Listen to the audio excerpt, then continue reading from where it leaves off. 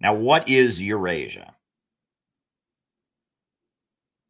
Well, Eurasia is a great landmass that encompasses two continents, right? When we're in school, they teach us the different continents: North America, South America, Australia, Antarctica, Africa, Europe, Asia. Well, Europe and Asia are connected to each other. We consider them different continents, but they are connected to each other, and they form a great landmass called Eurasia. And in terms of geopolitics, people generally call Eurasia the world island, right? And some politicians call it the heartland. It is the bulk of the planet, right? The overwhelming majority of the planet is on the world island, the landmass that we call Eurasia. And Eurasia, Europe and Asia, that giant world island, that has been the most contested territory in the history of the world. World War I and World War II were fought over Eurasia. There was some fighting that happened in Africa, but most of the fighting in World War I and World War II was in Eurasia. And World War I was mainly in the European part. World War II was in both Asia and Europe, but it was over Eurasia. And who would control Eurasia? And I contend that the future of humanity is in Eurasia. And I come at this with a Marxist understanding, but a more nuanced and sophisticated geopolitical understanding to compound my Marxist understanding. So let's start out with Marxism. Why would a Marxist think that the future of the world is in Eurasia? Well, we'll start out with a quote, right? This is from the Little Red Book of Mao Zedong. This is from Mao's Little Red Book. Mao said in 1957, when addressing a speech of the Communist and Workers' parties in Moscow, "It is my opinion that the international situation has now reached a new turning point. There are two winds in the world today, the east wind and the west wind. There is a Chinese saying, either the east wind prevails over the west wind, or the west wind prevails over the east wind. I believe it is characteristic of the situation today that the east wind is prevailing over the west wind. That is to say, the forces of socialism have become overwhelmingly superior to the forces of imperialism." Now, Mao Zedong said this in 1957. And why did he say this? Well, at that time, the Soviet Union was a socialist country. It had industrialized with socialist methods.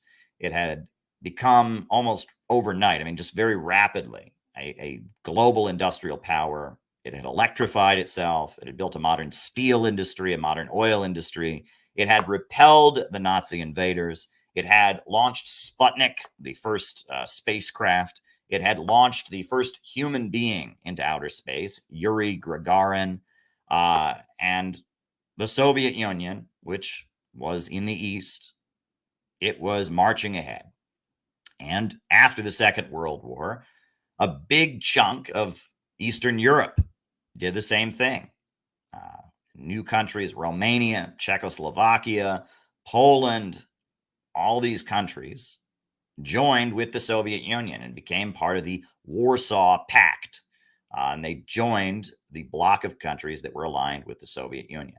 And then in 1949, at that point, you had the Chinese Revolution, where the Chinese Communist Party established the People's Republic on the mainland. And so China began the course of industrialization. China built some of its first power plants before the Chinese Communist Party had come to power. There had not been a single steel mill in China, but the Chinese Communist Party built some of the first power plants in China, built some of the first steel mills. And then there was the northern half of the Korean Peninsula. And in 1957, as Mao gave this speech in Moscow, he was saying that it was pretty clear that the east wind would prevail over the west wind. and that the East represented the forces of socialism, and that the West represented the forces of imperialism. And this brings us to another important point, right? Because a lot of people look at communism and they see it as just one continuous thing from Karl Marx all the way up to Occupy Wall Street. It's all the same. And they're wrong when they think that. You know, one common thing, a lot of people think that Karl Marx was Russian. Karl Marx was not Russian. Karl Marx was born in Germany, and he lived some of his life in Paris, and most of his life he lived in London. Karl Marx was not Russian. And Karl Marx and Vladimir Lenin, the guy who brought communism and socialism to Russia, they had some pretty big disagreements with each other. And Marx, he developed his theory of the class struggle, of the workers struggling against the bosses, the capitalists, the factory owners struggling against the wage workers, the employees. And he argued that eventually you were going to need to establish a system where the economy was not operating according to profit, but managed in the interests of society overall, would be called socialism. And Karl Marx thought that it would first come about in Germany, because Germany, he argued, was the most advanced and most revolutionary country, and he thought it would be in Western Europe that the revolution would happen. And after Karl Marx died, everyone saw that that was not taking place. That was not happening. So what was going on? Well, Lenin came along, and Lenin came up with a new understanding. And he argued that the capitalism of Karl Marx's day had evolved into something completely new. And that brings us to Lenin. Lenin said, capitalism has grown into a world system of colonial oppression and of financial strangulation of the overwhelming majority of the population of the world by a handful of advanced countries. And this booty is shared between 2 or 3 powerful world plunderers, armed to the teeth, America, Great Britain, Japan, who are drawing the whole world into a war over their division of the booty. So you look at this. Capitalism, Lenin argued, had developed into a system where the corporations, the trusts, cartels, and syndicates based in the Western capitalist countries, America, Great Britain, Germany, Japan, etc., that the corporations based there were spreading their tentacles all across the planet, and they were extracting profit by preventing countries in the developing world, in the East, from developing.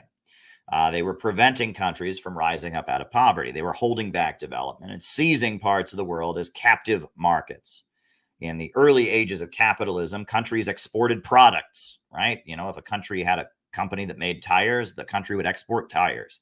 If the country, had a, exported pencil, had a company that made pencils, they exported pencils. But nowadays, we live in the era of the export of capital, meaning it is not the commodity that is exported. It is the corporation. We don't export French fries. Instead, we export McDonald's all over the world. We don't export electrical equipment. We export General Electric, and General Electric Corporation has headquarters all over the world. And the corporations based in Western countries spread their tentacles all across the world and held back development. And this stage of capitalism that Lenin discovered was called imperialism. And Lenin called it the highest stage of capitalism. And there's many examples of imperialism. If you want to understand the economics of imperialism that I talk about, there's a few examples that I give. There's many examples that one could give. But one great example is an example that I often use, which is, what is the top oil exporting country on the African continent? What is it? It's Nigeria. Nigeria is the top oil exporting country in Africa. No country exports more oil on the African continent than Nigeria. So you would think that the Nigerians would be very rich because they have more of this very, very valuable item, oil, than anybody else on the continent. except the Nigerians are very poor. They have a very low life expectancy. They have a very low rate of literacy. There is going to possibly soon be a crisis of malnutrition in Nigeria. Nigerians don't live very long. They don't have very much education. They don't have very much electricity. Why is this? Why is it that a very wealthy country with a huge amount of oil is so poor? It's because of the export of capital. The export of capital. The corporations that control Nigeria's oil are ExxonMobil, BP, Shell, and Chevron. And the Nigerians don't control their own oil. The Western countries, America and Britain, have exported their corporations to control Nigeria's oil resources. So the wealth that comes from Nigeria's oil, it goes into the pockets of Wall Street corporations, and the Nigerians remain poor. Another example of imperialism that I give is the North American Free Trade Agreement, NAFTA. The people of Mexico have been growing their own food since before Christopher Columbus ever came. The Mexican people know very well how to farm. However, in the 1990s, Bill Clinton signed an agreement called NAFTA. And NAFTA created a situation where American agribusiness was able to flood the market of Mexico with cheap commodities, cheaply produced food, and put all the local Mexican farmers out of business. And now there's very little food produced in Mexico, even though the Mexican people have plenty of arable land. And even though the Mexican people have been growing their own food for thousands of years, now they buy almost all their food from the United States. They import their food from the United States. They have been a captive market, right? They've been underdeveloped by imperialism. They don't have the wealth coming from producing their own food. Instead, they have to import all of their food from the United States. And as a result, they remain in poverty. And this is called the export of capital, right? The American agribusiness corporations have been exported to Mexico. And that's another example of imperialism. Imperialism is when the British Empire went to India and they burned all the textile looms, right? And they burned those looms down, and they forced the people of India that had been weaving for thousands of years to import all their cloth from Britain because they had their local corporations put out of business, and they became a captive market for the British Empire. Imperialism is about holding back economic development. There's many other examples of this that you can point to, of the export of capital, of corporations from the West coming in and crushing the economy of developing countries and reducing them to becoming what they call client states, where they have to purchase everything from the Western countries. They don't produce their own products. Another great example, after the fall of the Soviet Union, right? At the time of the Soviet Union, Russia had all kinds of farms. Russia had all kinds of steel mills. But when the Soviet Union fell, the state farms, the collective farms went out of business, and Russia began having to import all of its food from the United States. And at the time that the Soviet Union existed, Russia produced all kinds of steel. But after the fall of the Soviet Union, American firms purchased the Russian steel manufacturing, and then they closed them down, and Russia had to import all of its steel from the United States. After the fall of the Soviet Union, there was economic looting of Russia, and that economic looting was about reducing Russia to being a captive market that had to import its food, had to import its steel from the United States. And this is what imperialism is. And the main thing that imperialism does is it holds back development. It also engages in the seizure of raw materials, right? It makes, it goes to Nigeria and gets control of their oil, right? It goes to African countries and gets control of their minerals, right? So it seizes raw materials and it exports corporations. That's what imperialism is. And imperialism is a stage of capitalist development that is holding back countries around the world from raising their people out of poverty. And now, what did Lenin say when he talked about imperialism? He said, capitalism has grown into a world system of colonial oppression and the financial strangulation of the overwhelming majority of the population of the world by a handful of advanced countries. And this booty is shared between 2 or 3 powerful plunderers armed to the teeth who are drawing the whole world into war over their division of the booty. And that's what World War I and World War II were about. World War I was that the British and the American imperialists, who teamed up with the French imperialists, they were trying to dominate the world. And in addition to that, you had the German and the Austrian imperialists, and they wanted a chunk of the world for themselves. And so the German and Austrian imperialists battled the American and the British imperialists, and the Germans lost. And at the end of World War I, the Germans were stripped of their colonies.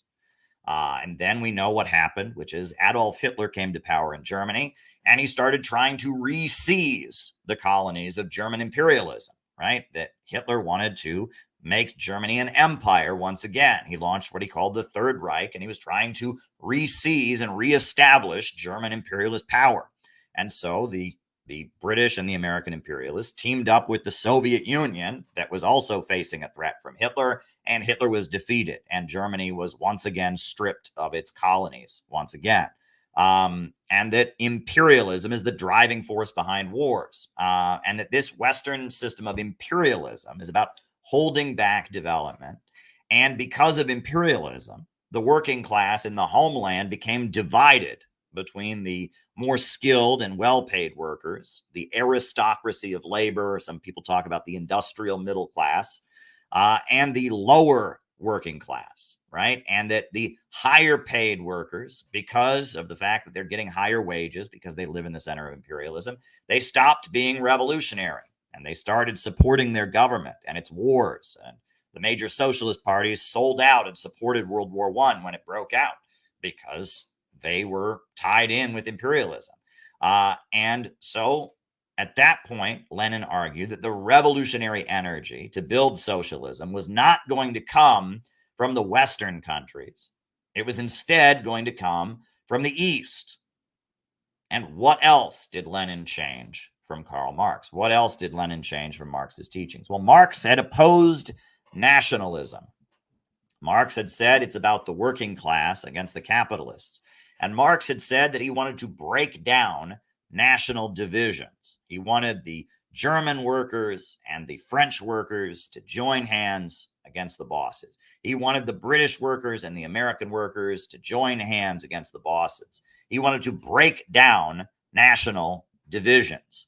However, Lenin argued that in the struggle to defeat imperialism, nationalism of the oppressed countries can be a good thing.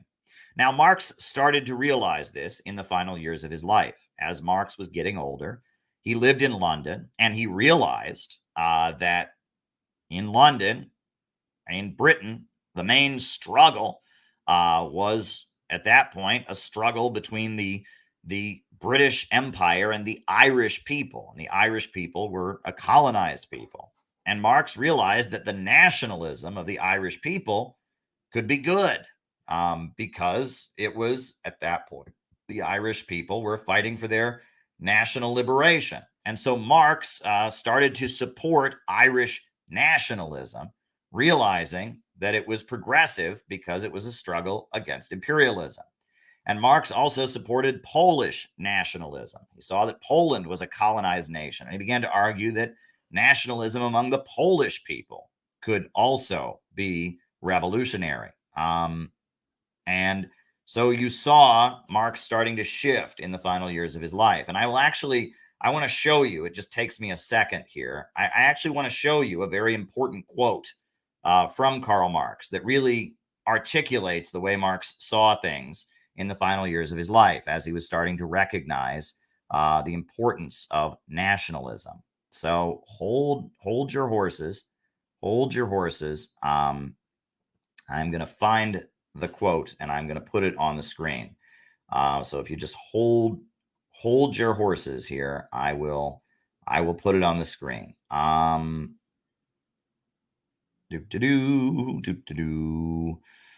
I will actually put that Marx quote on the screen. But Karl Marx became a big supporter of the Irish national liberation struggle.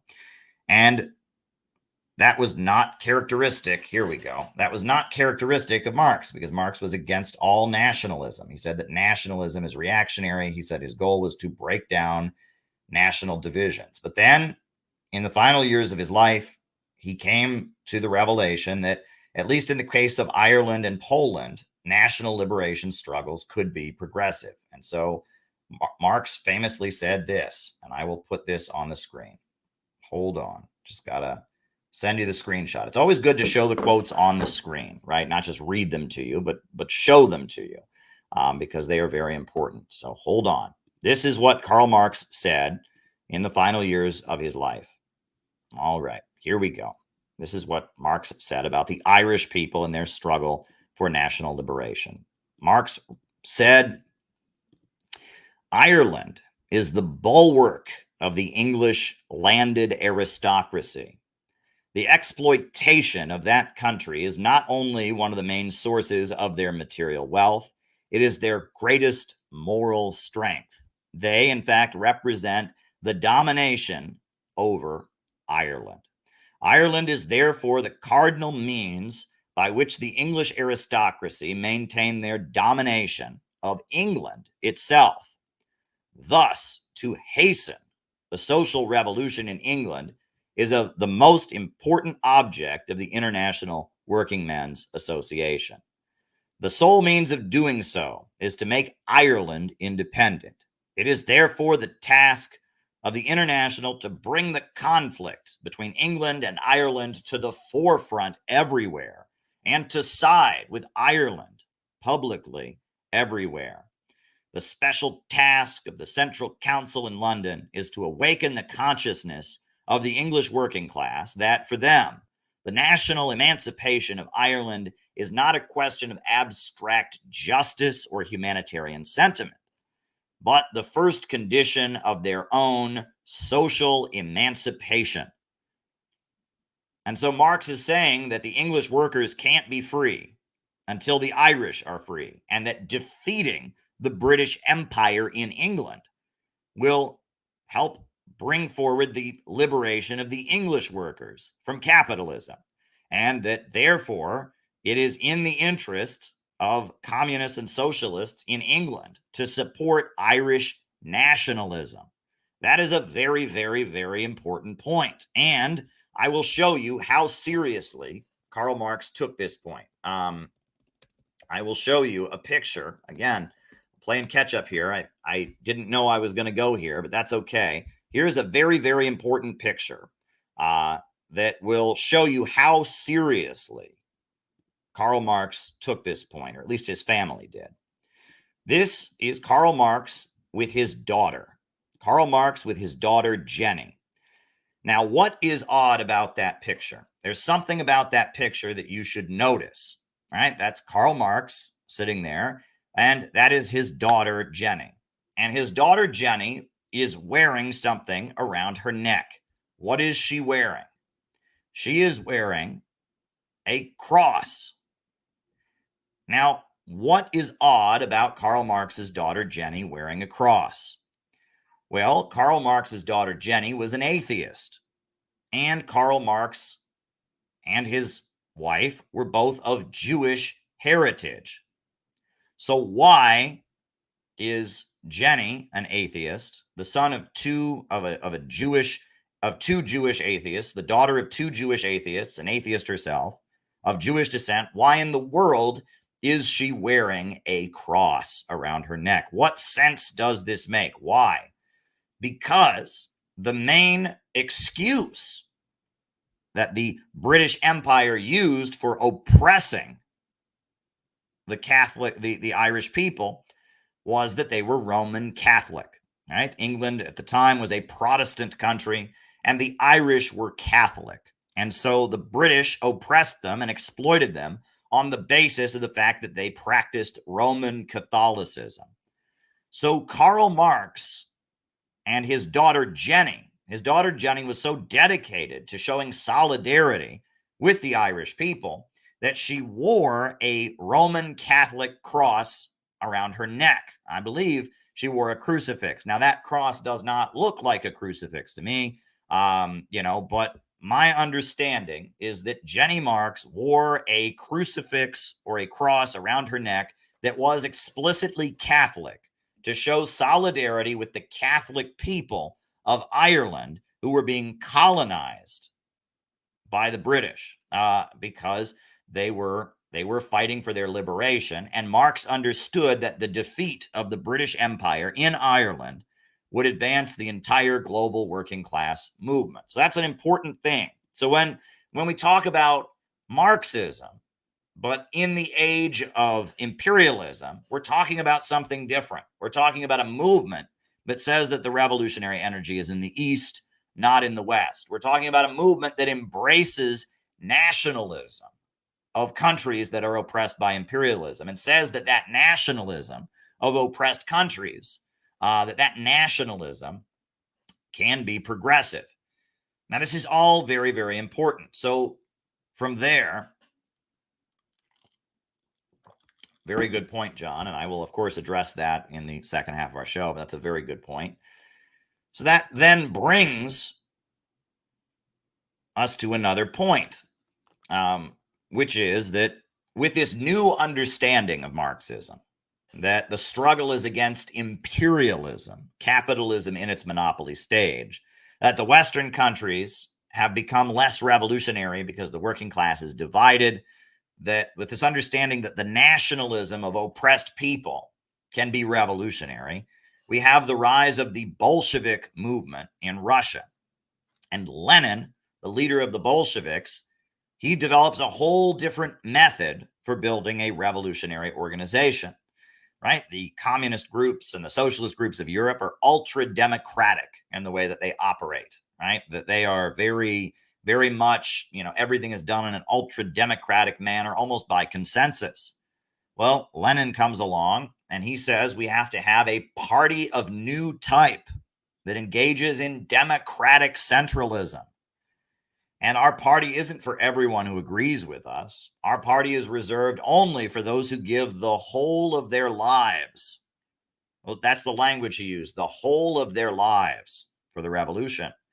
And that the party engages in agitation to stir up the masses. And it engages in propaganda, teaching communist ideas to the advanced. It agitates the masses and it propagates the advanced. And the party practices democratic centralism, meaning that they have debate about what they're going to do, but once the decision is made, every member of the party is obligated to carry it out, whether they agree or disagree. Right? Once a decision is reached, all members are bound by that decision. The party marches as one. And furthermore, they keep their disagreements internal. Right? They don't let all the things they disagree about go out to the public. They have one united face to the masses, and that is communicated through one specific party newspaper or party publication. Right? That's Leninism. And across Europe, the Marxists and communists of Europe look at the Bolshevik organization, and they say the Bolshevik organization is very different, very, very different indeed, than the various communist groups that exist in Europe. And they say that it resembles a monastic order. It's almost like a group of priests or monks, and that they are not the same kind of radical organization that you see. They call it a cult. That is the language that is used. They describe it as a cult or a sect, a group of fanatics. And they operate very, very differently. And then we know what happened from there, which is with their theory of imperialism, right? The Bolsheviks were able to make a revolution, and that they were able to overthrow capitalism and establish the Soviet Union, right? That they used the opportunity of World War I, which was a very unpopular war, and they used that war to create unrest. And they became known as the party that was against the war. They were the anti-war guys. And in February of 1917, the Tsar was toppled. And then in October of 1917, the Bolsheviks took power on a platform of peace, land, and bread. They were known as the party that would end the war, and they took power because the people did not want to continue the war. And so they took power on a platform of peace, land, and bread. And of course, they're then invaded. There's a civil war. All kinds of people die. It's very awful, but the Bolsheviks win the Civil War. And after they win the Civil War, they then have the problem of trying to build socialism. What is socialism going to look like? What does it mean? How are they going to build a socialist society? And the question comes up, what does it mean to build socialism? Right? What does it mean? And there's a lot of debate about it. And Trotsky, of course, says they really should just focus on spreading the revolution to Western Europe. But Lenin says something different. And what does Lenin say? Lenin says, communism is Soviet power plus the electrification of the whole country. Now, what does that mean? Communism is Soviet power plus the electrification of the whole country. It means that with our revolutionary government, we will industrialize the country. We will raise it up to modern levels. Electrification was modern technology back then. Communism is Soviet power plus the electrification of the whole country, meaning that the Bolsheviks had the job with their Soviet power, with their, revolutionary government, to electrify and make Russia into a modern industrial society. Trotsky, of course, does not agree with that. And the disagreement between Stalin and Trotsky after Lenin died was much deeper, much, much deeper than simply a political question. It was actually a geopolitical question. And the first person to acknowledge that the difference between Stalin and Trotsky was much deeper than just a question of ideology. It was actually a geopolitical disagreement. The first person to acknowledge that is Trotsky. Trotsky wrote this book, Stalin, an appraisal of the man and his influence. And it's Trotsky explaining who Stalin was, where he came from. And if you read chapter 1 of this book, chapter 1 begins by saying that Stalin was Asiatic. Stalin was Asiatic. That's what chapter 1 says. The first page of the book begins by explaining that Stalin was not European, that Stalin was from Georgia. And you look at the words here. Paragraph after paragraph, it goes on for several pages, talking about how Stalin was not European. Stalin was Asiatic. And Stalin, he put forward a program called Socialism in One Country. And Trotsky put forward a program of permanent global revolution. And that was their disagreement. Alexander Dugin, a very important Russian political theorist, he says this about the division between Stalin and Trotsky. He says, Soviet Russia in the Stalin period represents a new version of the great Turonic Eurasian Empire, the core of the land-based civilization. Trotsky, while he was still living in the USSR and with great persistence after his immigration, advanced the idea that Stalin's state had betrayed communism and recreated an imperial bureaucracy of the czarist type at a new stage.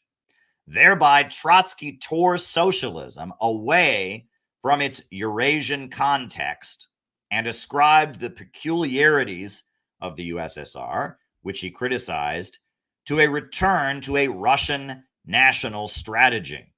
A different point of view characterizes some contemporary Marxists, for instance, Konstavo, Preve, who see an internal connection between socialism and continentalism, the civilization of the land, and thereby consider the victory of socialism in land-based Russia and later in other land-based traditional societies such as China, Vietnam, and Korea as not an accident, but a regularity.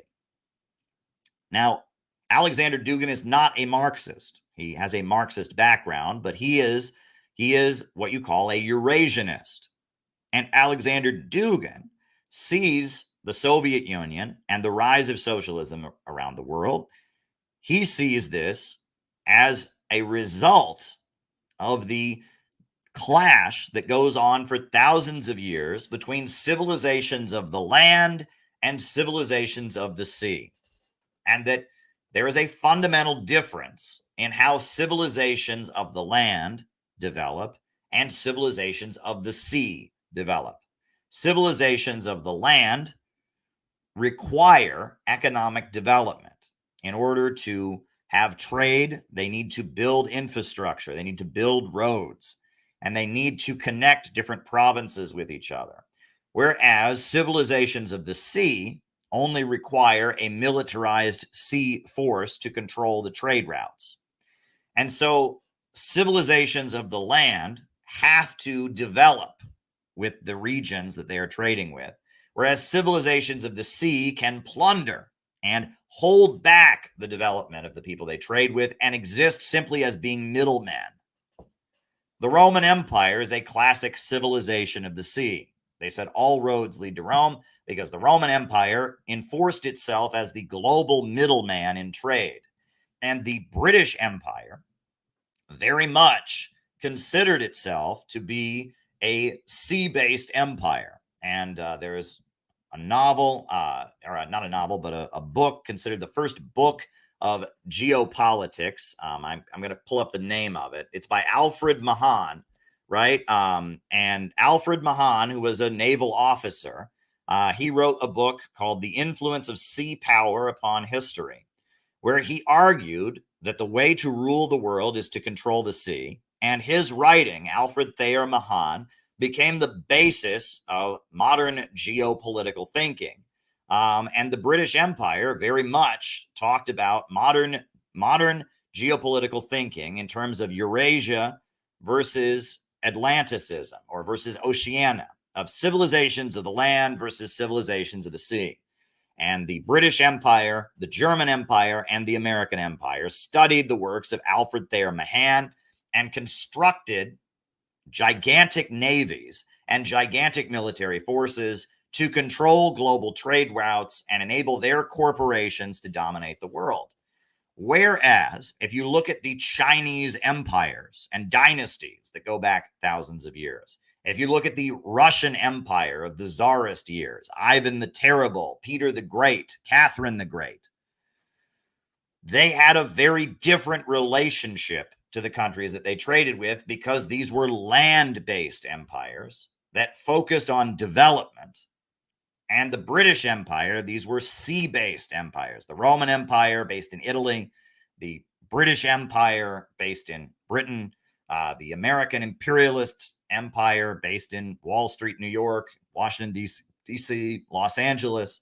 These are empires of the sea, and that empires of the sea hold back development and exist as middlemen, making everyone who trades trade through them. And empires of the land focus on development because they are forced to build roads and they are forced to make the countries they trade with wealthier in order to make themselves wealthier. And that these two different models of empire that develop throughout history define two different types of civilizations: civilization of the sea and civilization of the land.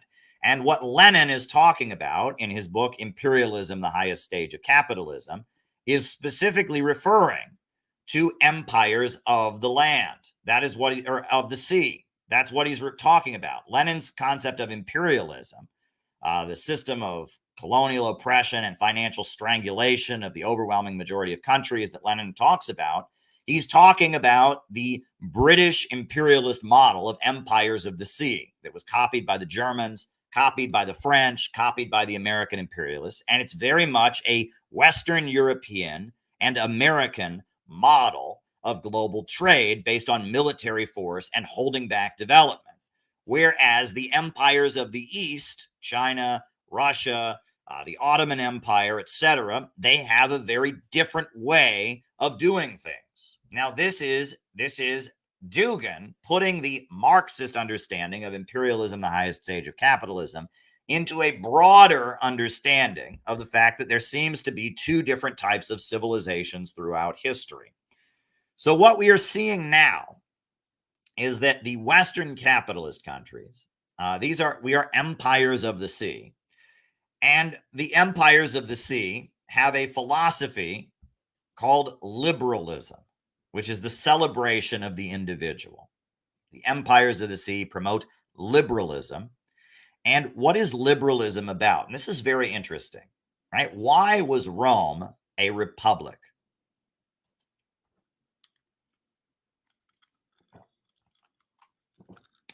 Why did Rome have an elected republic government when it began? Why? Why? Well, Caleb, that's because the Romans were just so enlightened and they believed in human rights and they wanted the Roman people to have a say in how they were governed. Bullshit. The Romans, the overwhelming majority of the people that lived in Rome were slaves. They practiced very, very brutal gladiatorial shows and torture and mass murder. The Romans did not believe in human rights. Why was Rome, the Roman city-state that established the Roman Empire, an empire of the sea, why was Rome a republic? Why did they have an elected national assembly? And why did they have a hereditary senate rather than just a king, like most city-states at the time had? Because they needed to motivate everyone to go out and build the empire. That's why. They needed every individual land-owning Roman to feel like he had a say in how the loot would be divided. And if it was just one king who ruled, the other people, the other landowners, the other non-slave Romans who owned land wouldn't feel like they had as much of a stake in expanding the empire. But if all the top landowners had a seat in the hereditary senate and all the landowners got to vote and elect a national assembly, they would be much more motivated to go out and conquer and wage their wars because they got to divide some of the loot. And liberalism, individual rights, goes back to Greece and Rome, and it was understood that you can hold an empire together and you can create more motivation for people to go out and plunder and conquer other peoples if they feel that there is something in it for them in particular, for their individual self, right? People are far more likely to go out and plunder if they think they're going to get some of the loot. They're far more likely to plunder if they think they're going to get some of the loot than simply if they just think it's all going to go to some king. And that the Roman Empire was a republic and Athens was a republic because of the fact that this was a way to motivate people on an individual level to go out and build the empire. And it worked for a significant amount of time. However, what did it lead to? It led to the rise of various figures they called populares or populists, who began trying to redistribute wealth to the poor Romans. And this is an important aspect of that history, right? We have the Gracchi brothers that emerge in ancient Rome. And the Gracchi brothers are two military leaders who want to dominate Roman society. So they build an army of poor people and they go into Rome to seize power. You have the rise of Julius Caesar. And Julius Caesar became a champion of the proletarians. The proletarians of Rome were neither slaves nor masters. They were the men of no property. The word proletarian literally means to procreate, to have children, because their only property was their children. They did not own any land. They did not own any slaves, but no one owned them. They were wage workers. And Julius Caesar rose to power as a leader and champion of the proletarians and the smaller landowners against the big landowners. And the republic in Rome started to have big problems because the Romans all had their different individual interests. And because they had their different individual interests, there was disagreement among them. And you had figures like the Gracchi brothers and figures like Julius Caesar who seized power and tried to centralize authority in their hands, had different visions about how to build the empire. And we all know what happened to Julius Caesar. He was stabbed to death by the wealthy senators. They feared that because he was popular with the proletarians, that he would take away some of their power, that he would redistribute some of their wealth. And so they killed Julius Caesar. And we all know that eventually Rome abolished the republic and became an empire and became under the rule of a single emperor, because the republic, the Roman Republic, because it had different factions within it, because the Roman elites were struggling against each other, it could not remain intact. And the Roman Republic eventually collapsed into the rule of the emperors. But that did not end the individualism. The Roman elites wanted different things, and they facilitated this disagreement. In Rome, for example, they had what they called the mystery religions. They had the navy of Rome, and the leaders of the navy had their own religion. They worshiped the god Neptune, the god of the ocean, and they had special religious ceremonies and special practices to worship Neptune, the god of the ocean. The army in Rome, they worshiped Mars, the god of war, the god of red, and the red planet Mars. And they worshiped Mars, the god of war. And they had special temples and special ceremonies and special teachings for the army. And that Roman society increasingly became very, very divided because the Romans were very individualistic. But this individualism had been cultivated by the Roman Empire in order to make it more effective as a plundering empire. Individualism was about motivating people, right? It's the understanding that if we're going to build an empire, we're going to conquer the world, we need to motivate people to build it on an individual level. That was the idea, right? That we need to motivate people individually, appeal to their own self-interest. And so the Roman Empire, as we see, it eventually becomes very, very divided because all the different elites are worshiping different gods. All the different elites have different ideas and different beliefs. It gets to the point they can't even have a republic anymore. They kill Julius Caesar. And then we also know what ultimately happened at the end of the Roman Empire, that as all the Romans are worshiping many different gods, as they all have many different beliefs, Rome becomes Christianized, and they adopt Christianity as the state religion, in the hopes that they can get all the Romans to worship one single God, in the hopes they can try to hold the empire together. But it doesn't work. And in the final years of the Roman Empire, the Romans are unable to raise an army. And that is the final death knell of the Roman Empire. The barbarians, that's what they called the Germans, the Germanic tribes, the pagans, the barbarians of Germany, are fighting with the Romans. And the Romans are unable to build an army of their own people to fight the Germans. So what do? They go to Germany and they hire other Germans to fight them because they cannot even motivate their own people to go out and build an army to defend their empire.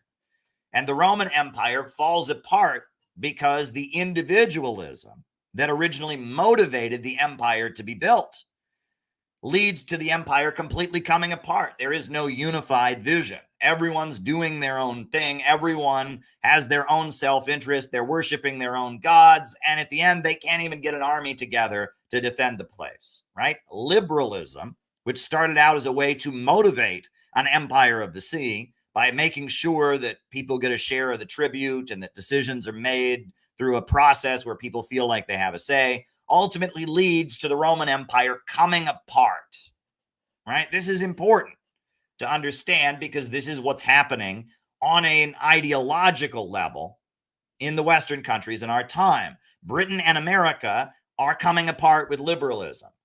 There is no central vision for the United States. There's no central vision for Britain, right? And we empires of the sea are deteriorating from within because the ruling elite, the billionaires that rule our country, all have different visions and different ideas about what they should do, and they're coming apart. And there is also an economic problem beneath it, which is the tendency of the falling rate of profit, the problem of overproduction, what Peter Coffin calls value crisis, and we talk about that on other streams, right? The fact that self-driving cars leads to mass unemployment. If we adopted self-driving cars, there would be riots in the streets. The fact that people are homeless because there are too many houses. People are hungry because there is too much food. The fact that the greater that technology advances, the poorer people get. This problem in capitalism, that great technological leaps are followed by long-term economic meltdowns. We have a great technological leap, the computer revolution, which is leading to a big economic crisis. At the same time that the liberal ideology that was the foundation of the Western societies, which originally motivated people to go out and be colonizers, now has the elite pulling in all kinds of different directions. The elite are no longer loyal to each other. All of this is leading to this system of imperialism that Lenin described, the Western civilization of the sea, capitalism in its monopolistic stage coming apart. Meanwhile, in Eurasia, in Russia and in China, we have two countries that had communist revolutions. And those two countries in the 20th century, they had communist revolutions. But those communist revolutions have evolved and changed. Now, in Russia, they had the communist revolution. And at the beginning, you had a lot of people in that communist revolution, like Trotsky, like Bukharin, like others who were very much oriented toward communism spreading to the Western countries. But what started with Lenin continues with Stalin, right? When Trotsky calls Stalin Asiatic, he's right, except that's a good thing, not a bad thing, right? Stalin had very much an orientation towards civilization of the land rather than civilization of the sea, right? I frequently quote Simon Sebag Montefiore talking about how Stalin's orientation as a thinker and a leader was very much rooted in his upbringing and his training in seminary school, and that many of Stalin's opponents criticized him on this point and pointed out that Stalin taught like a priest, and Stalin maintained the teaching, the methods of explaining things and understanding the world that he was taught in a Russian Orthodox seminary school. And even though Stalin was, according to all accounts, an atheist, Stalin very much had an orientation that came from the thousands of years of Russian civilization. Stalin grew up in a village in Georgia. His father was a bootmaker, and Stalin very much had the orientation that came from the peasantry of the Russian Empire. He had gone to a Orthodox seminary school, and that Stalin's identity, Stalin's way of understanding himself, and Stalin's way of organizing was much more authentically Russian and Asian, Eurasian, than it was European, right? And while Trotsky and Lenin and all of them had been in exile, in exile, Stalin had been on the ground in Russia building the Bolshevik organization. Lenin and Bukharin and Zinoviev, they had been editors of Iskra, which was the theoretical journal of the Bolsheviks, in which they explained their ideas. It was secret. It was an illegal publication that was available only to party members. It was smuggled into the country. Stalin, on the other hand, was the editor of Pravda, which was the daily newspaper that was distributed everywhere in major cities in Russia. This daily newspaper, truth was what Pravda means. It just means truth. And it was this newspaper that was distributed that was highly agitational. It was directed at ordinary people. It was directed at factory workers. And almost every article was what they called worker correspondence, meaning that it was a letter written by somebody about the conditions that they faced in their factory. And Pravda was worker correspondence, and it was distributed everywhere. Stalin was the editor of the mass publication that people read, Pravda.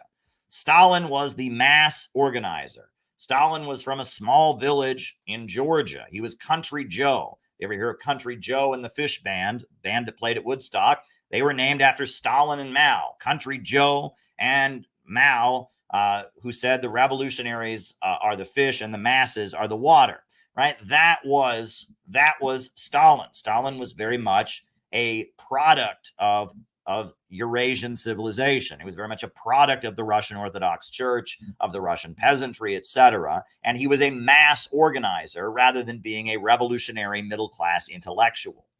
And Stalin, as he builds up the Soviet Union and he industrializes the Soviet Union rapidly industrializes. It defeats the Nazis, but the Soviet Union changes over the course of Stalin's leadership. Abortion is outlawed. Homosexuality is outlawed. During the Second World War, they make a number of films that celebrate some of the great czars in Russian history, Alexander Nevsky and Ivan the Terrible, and that very much the Soviet Union that comes into existence is a synthesis of the very radical left-wing revolutionary Marxist ideas on the one hand, and the very conservative traditional Russian civilization that goes back thousands of years.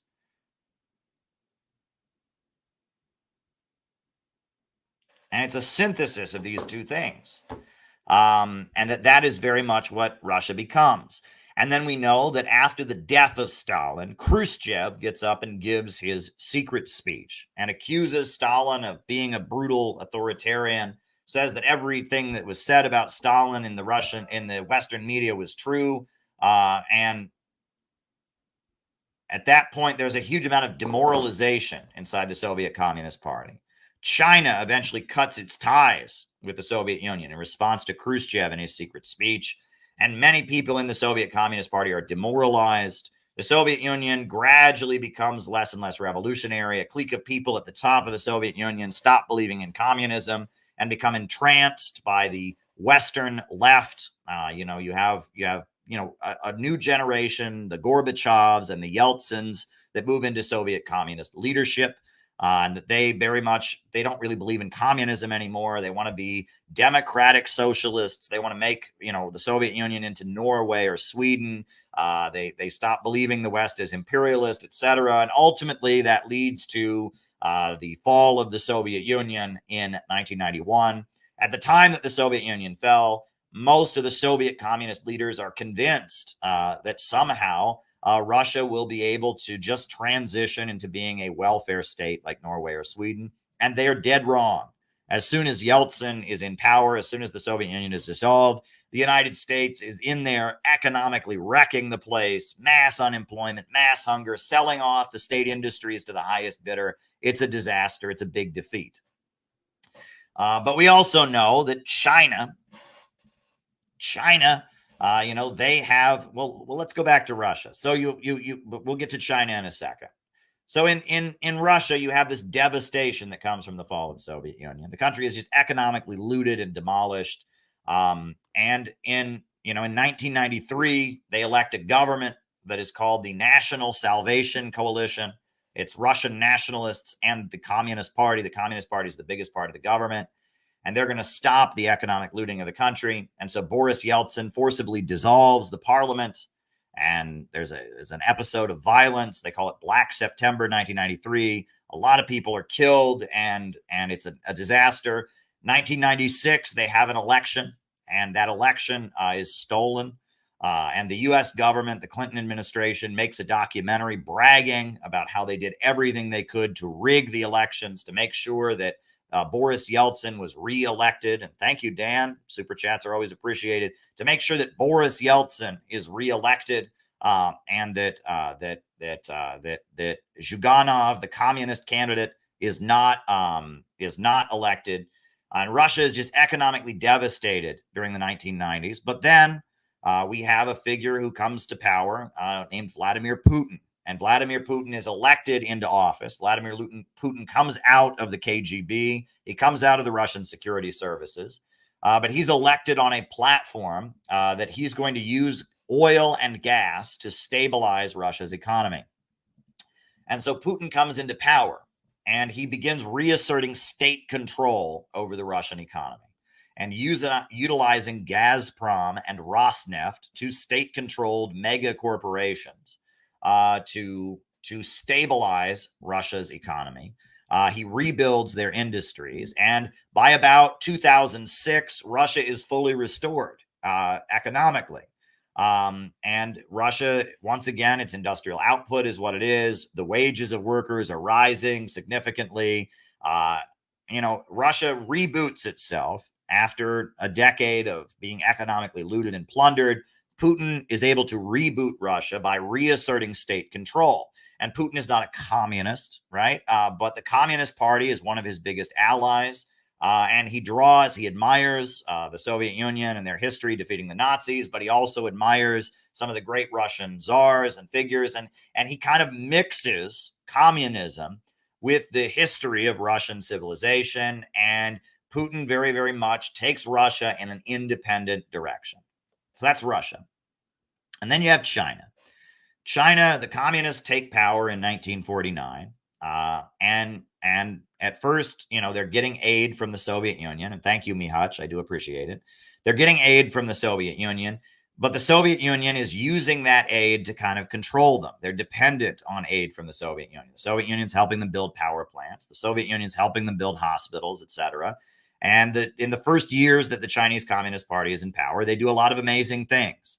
They wipe out the heroin and drug addiction. They mobilize the population to fight against the heroin dealers, and they wipe out drug addiction. They wipe out venereal disease and the sex trade, and they liberate all kinds of people that have been kept as sex slaves in Shanghai and brothels, and they liberate people from that. And then they launch the Barefoot Doctors campaign. They send doctors all over the country to go to the rural areas, and many millions of people in the countryside. The first time they ever see a doctor in their lives is when a communist barefoot doctor comes to their village. So they're doing great things, but in order to do it, they're getting aid from the Soviet Union. But then Stalin dies, and Khrushchev comes to power. And Khrushchev denounces Stalin. And at first, China kind of embraces that. But then they see that Khrushchev is trying to accommodate with the United States, and that Khrushchev wants China to basically hold back building socialism.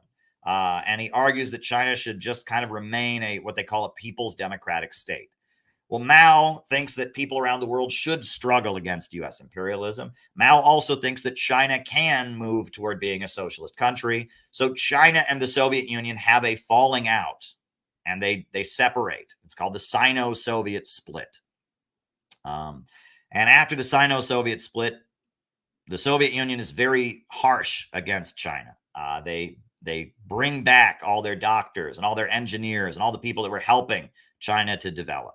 And they don't give aid that was promised. Buildings are left half built, and it's a disaster. And so for the first 10 years, from about 1960 until about 1969, 1970, China decides that it's going to be ultra-communist. It's going to outdo the Soviet Union, right? And that they might be poorer than the Soviet Union, but the Soviet Union is selling out, and they're going to be ultra-communist.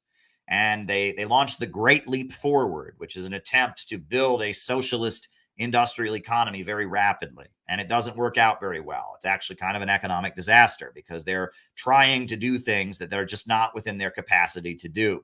And then they launched the Cultural Revolution to purge the Communist Party of people in the party that are deemed to be disloyal, and to, they mobilize the teenagers, the young people, to just go out and mobilize to bombard the headquarters and purge the Communist Party of anybody who is deemed to be not true and not sincere in their communist sentiments. But then after a certain period, it becomes clear that China needs foreign investment. And so you have first, the welcoming of Richard Nixon to China. Richard Nixon comes to China, and China pivots, even in the final years of Mao's life, toward aligning with the United States and Angola. Chinese aligned communists team up with the CIA to fight against the MPLA and the communist groups in Angola. And China denounces the Soviet Union's military intervention in Czechoslovakia in 1968. And China, all over the world, China's friendly to Pinochet when he takes power in Chile because he's against the Soviet Union. And China starts aligning with the United States against the Soviet Union. And then after Mao dies, at that point, Deng Xiaoping gets even closer to the United States. And And Deng Xiaoping starts enacting market reforms. And these market reforms are enacted. And they basically start utilizing foreign investment to build up their economy. And at the same time, all across Eastern Europe, you have the professionals, the skilled people, the doctors, the college professors, the engineers, the scientists. They're the people that are frustrated by the Soviet system because they feel stifled, they feel trapped. And they're the ones that get recruited to be counter-revolutionaries. But in China, the doctors and the scientists and the engineers, the Chinese Communist Party works really, really hard to win their trust.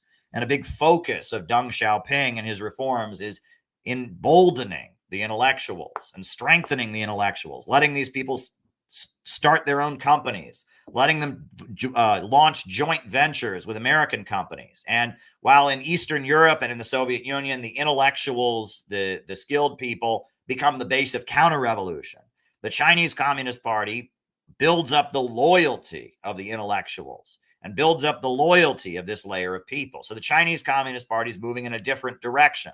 And so the Chinese Communist Party is able to continue bringing in foreign investment while at the same time building up their own corporations. Now China has, at this point, the world's largest telecommunications corporation. It's called Huawei Technologies. And it's technically a profit-sharing, cooperative private company, but it's completely facilitated by the Chinese military and the Chinese government. And at this point, Huawei makes better phones than Apple does. China builds the fastest trains in the world, high-speed railway, because they see that in the West, the Western countries, their train technology is lagging. So the Chinese Communist Party launches the China Railway Corporation to build high-speed trains, and they're very good at building high-speed trains. China also builds the Three Gorges Dam, the world's largest hydroelectrical facility. And at this point, right, China builds itself up to being the second largest economy in the world. So in Eurasia, we have two countries that became industrial powers on the basis of communism. And in China, the communists are still in power, but they've kind of changed their beliefs, right? They're not communists of the Stalin era. They're definitely not communists of the Marx and Lenin era. They've adjusted. They call their ideology Marxist-Leninist ideology, Mao Zedong thought, Deng Xiaoping theory, and then three representations, or Jiang Zemin thought, or Jiang Zemin's three representations, and now Xi Jinping's thought for socialist construction. Right? They have their ideology that they've developed. Marxism is a big aspect of it, but it takes on different things. Now, in China, during the Mao years, Mao tried to completely wipe out Confucius. Confucius is considered the father of Chinese civilization. But now in China, under the leadership of Xi Jinping, there's a revival of interest in Mao and communism. They're putting Mao's picture everywhere. They're distributing the Little Red Book, but they're also building statues of Confucius and putting Confucius everywhere. And Mao and Confucius walk hand in hand as part of what makes China a unique civilization that is not Western. The Western countries are not Confucian, and the Western countries are not communist and Maoist. Mao and Confucius walk hand in hand as part of what makes China a civilization of the land, unlike the civilization of the sea that is rising in, or is declining in the West, right? And then that accompanies what we see in the West. Let me see if I can find you a picture of this. This picture is very important, right? Let me see if I can find you a picture of this, because people don't believe it, but it exists. And I will say, to be fair, this is not universal. There are many people in Russia that are horrified by this, but it exists. It exists, and it would seem like something that could not be, but it exists. It absolutely does exist. And if I can find you the picture of it, the picture that I would like to show you, it's very important. But yeah, here we go.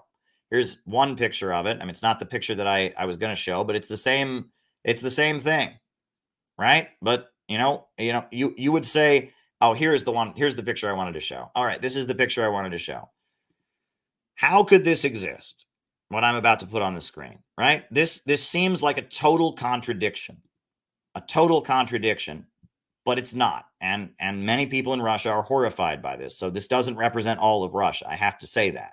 But it exists. Like, there's many Russian communists that think this is an abomination. There's many Russian Orthodox people that think it's an abomination, but it exists.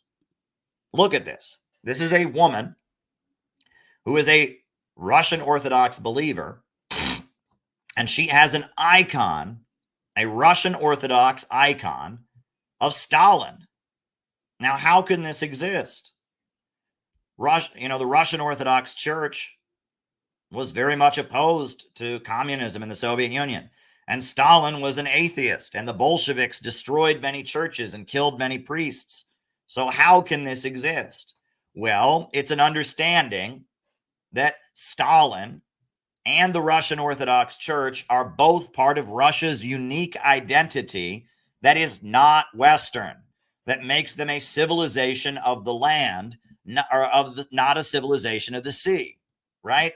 That the Russian Orthodox Church and the civilization that goes back thousands of years, and Joseph Stalin, who carried out Lenin's vision of building Soviet power plus electrification, building Russia into a modern country that could defeat the foreign invaders. Stalin, who killed Trotsky, who was very much an adherent of the Western Marxism, right? When Dugin talks about Russia as an example of the tyrannic civilization of the land-based empires, that's what he's talking about, right? And what we have rising in Eurasia, in Russia and China, and you can also put the Islamic Revolution of Iran into this category. You can put the Houthis into this category, right? We have a new kind of civilization that's been around for thousands of years. We have civilization of the land rising as civilization of the sea is collapsing. And that is why I maintain that the future of humanity is in Eurasia, right? That the Western capitalist system, that has this built-in problem of overproduction and the tendency of the falling rate of profit, or value crisis, as Peter Coffin calls it, and the Eastern countries that have a socialist economic system based on rational planning and control of the means of production, and also don't have a liberal worldview. They're much less individualistic and much more collectivist in how they view things, that these two civilizations are once again clashing. And the future of humanity is on the Eurasian world island, right? The future of humanity is on the Eurasian world island. That is what I maintain, and that is why Eurasia is the future. And this is what you need to understand. But now I have to end my remarks by talking about why this matters. Why does this matter to us, right? I mean, you could interpret what I just said, everything that I just said, as saying it's hopeless here in America. Russia and China are rising. The USA, Britain, France, Germany, we're sinking, and they're gonna rise, and we're gonna fall, and that's the end of it. Bullshit. I would disagree with that because of this, right? And this is an important moment in the history of our country, and I'm going to put this image on the screen. Right? This was an important moment in the history of our country. Was this. This is very key in how America was founded. What is that? That's the Boston Tea Party. The Boston Tea Party. And what was it about? The British had pulled their bullshit, and they were forcing us to accept their corporations. They were refusing to allow the Americans to set up their own corporations. And so what did the American settlers do? They went to the harbors and they took all the British tea and they dumped it into the ocean. The Boston Tea Party.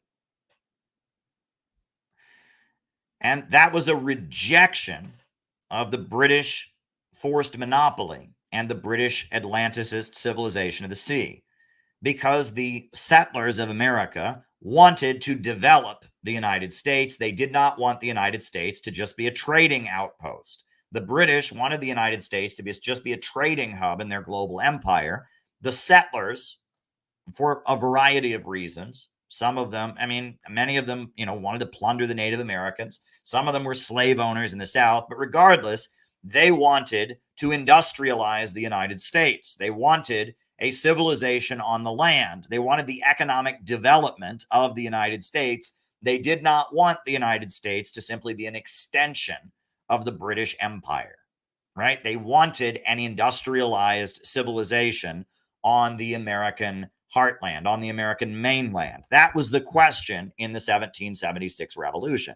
But then that brings me to another painting, right? And this is a much more important painting.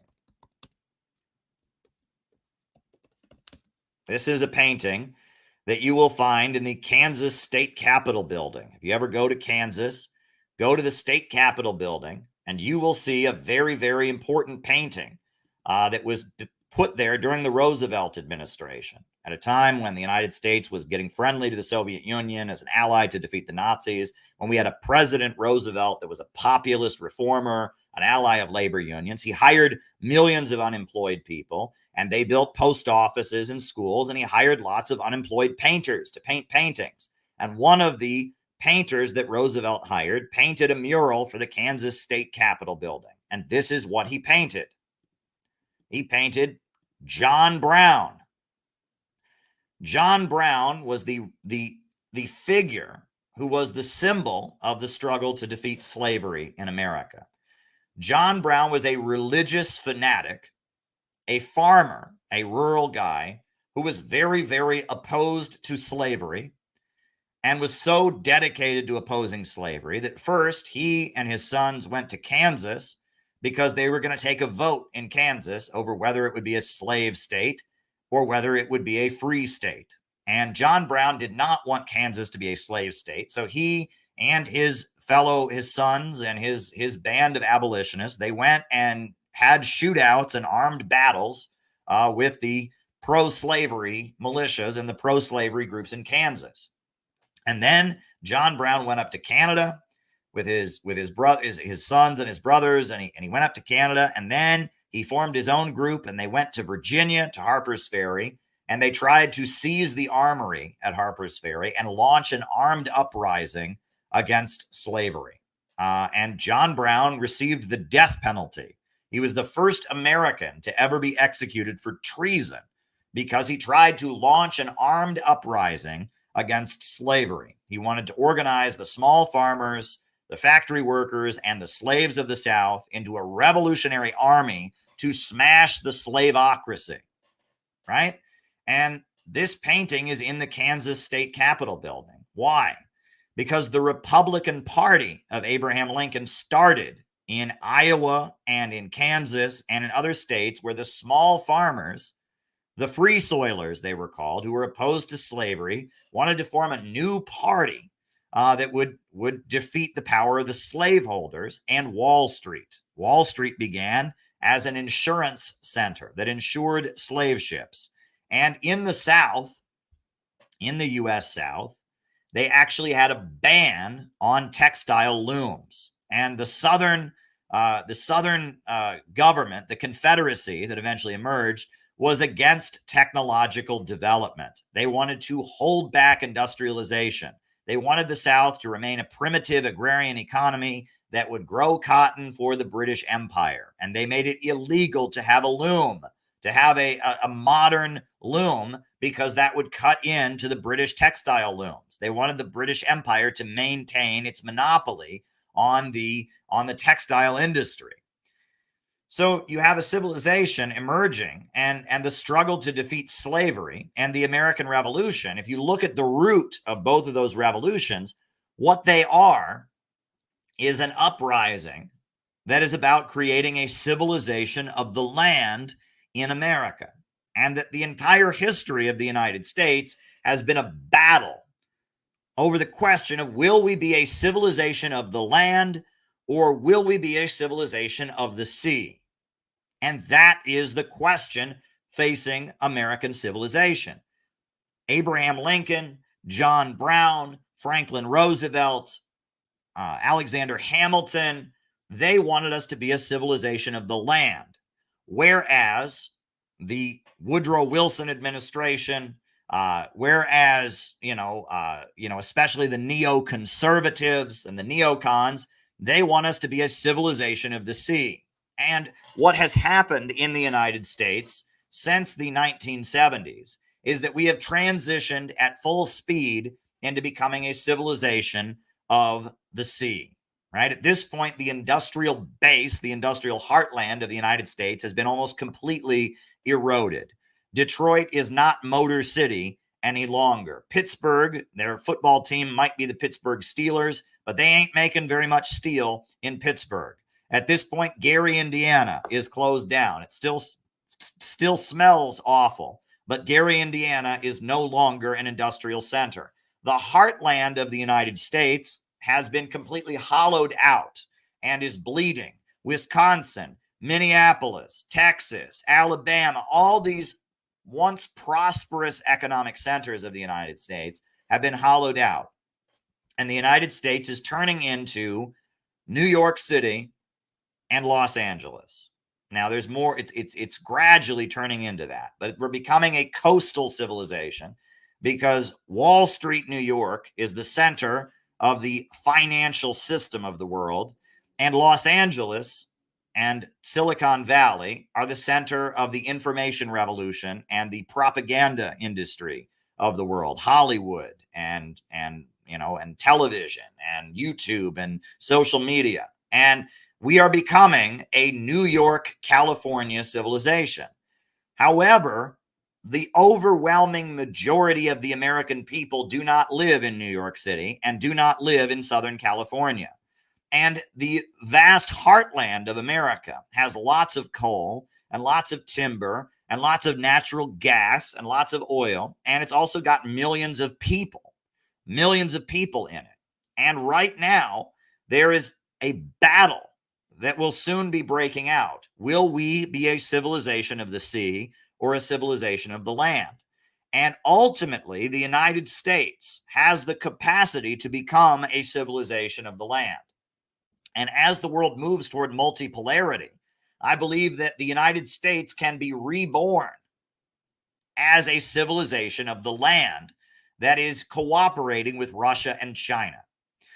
When Earl Browder, the leader of the Communist Party, was running for president in 1940, he called for creating a Washington, Moscow, Beijing axis in the world that would oppose both Nazi Germany and the British Empire. And I think multipolarity is the future of the world. But in order for the United States to flourish in a multipolar world, the land civilization, what you can call the continentalist side of American history, must assert itself. We need the Roosevelt, John Brown, Alexander Hamilton side of American history to rise up and defeat the neocons and to defeat the British Empire and the Eastern establishment. And ultimately, there is a battle for America's identity. And it will come in the form of a battle between capitalism and socialism, I believe. But it will be a different kind of socialism because woke socialism is Trotskyism. Woke socialism is socialism of the sea. However, Stalinism and Maoism, those are socialisms of the land, socialism of the East, right? Stalinism is socialism with Russian characteristics. Maoism is socialism with Chinese characteristics. And ultimately, it won't be woke socialism that will put the United States into the emerging world economy. It will be a non-woke socialism.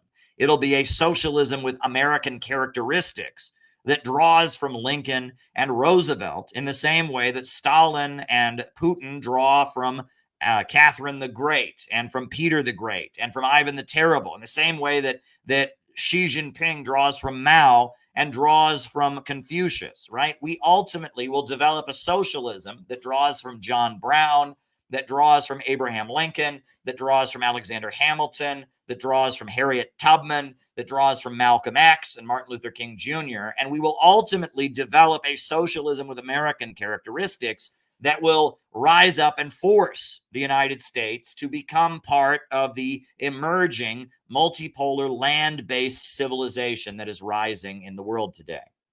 And that is what I maintain. And that is why Eurasia is the future, but America can be part of that future. However, it will require an epic battle to take place.